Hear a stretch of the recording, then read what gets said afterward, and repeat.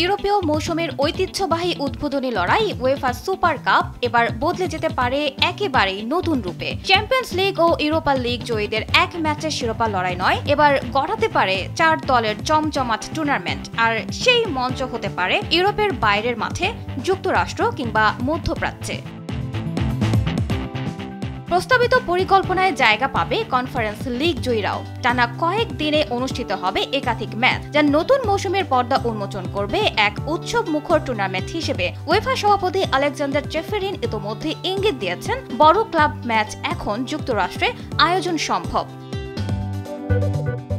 এই ধরনের ফরম্যাট নতুন নয়। স্পেন 2020 সাল থেকেই 4 দলের সুপার কাপ আয়োজন করছে সৌদি আরবে। উয়েফাও সেই পথে হাঁটতে চাইছে, যার আনুষ্ঠানিক ঘোষণা আসতে পারে আগামী মিডিয়া রাইটস বিডিং রাউন্ডের আগেই। অনুমোদন মিললে 2026-27 মৌসুমে মাঠে গড়াতে পারে নতুন ফরম্যাটের অভিষেক, আর সেটিও হতে পারে ইতিহাসে প্রথমবারের মতো ইউরোপের বাইরে। প্রথম উয়েফা সুপার কাপ অনুষ্ঠিত হয় 1973 সালে আয়াক্স ও এসি মিলানের মধ্যে 2 লেগে। 1998 সাল থেকে এটি একক নিরপেক্ষ ভেন্যুতে আয়োজন হয়ে আসছে।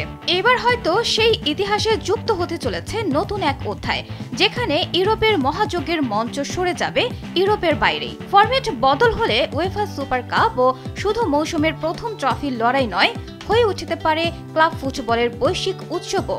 এখন অপেক্ষা চূড়ান্ত সিদ্ধান্তের। আয়েশা বুবলি, স্পোর্টস ডেস্ক, দেশ টিভি।